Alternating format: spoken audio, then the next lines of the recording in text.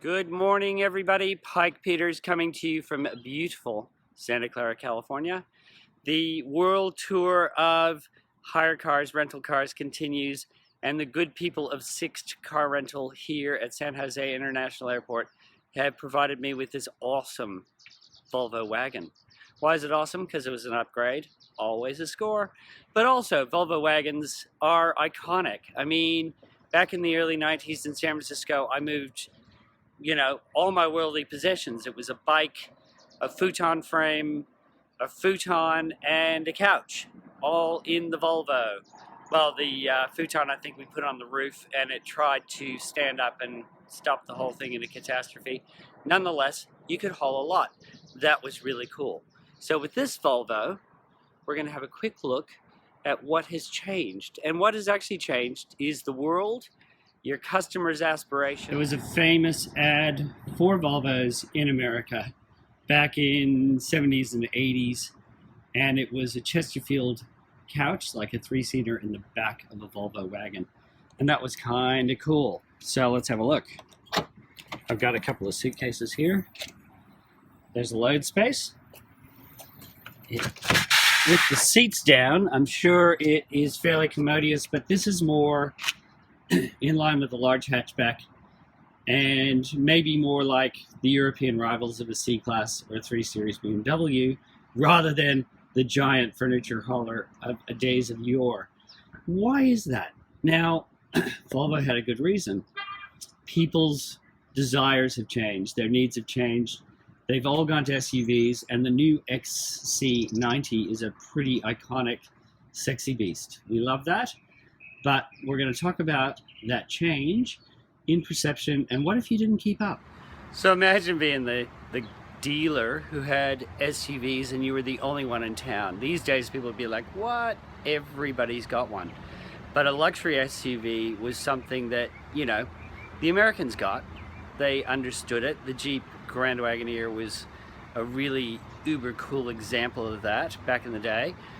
But the Germans and the Swedes and the Brits hadn't quite caught on. But then they took the plunge. They understood that the world was changing. Mercedes did it first. And it's like social media. What if you don't get all the elements right for your own content creation to start with? Do you remember the first Mercedes ML?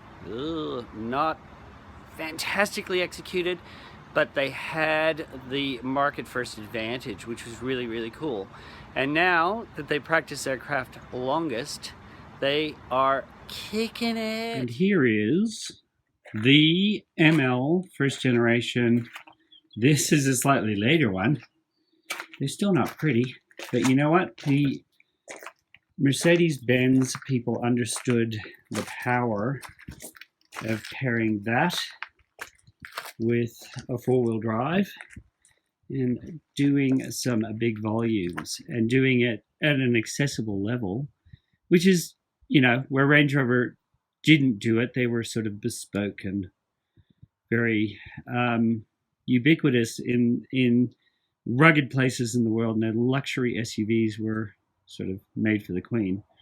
This was made for anybody who was aspiring to have that honking great silver star on the front of something really tall so people could see it.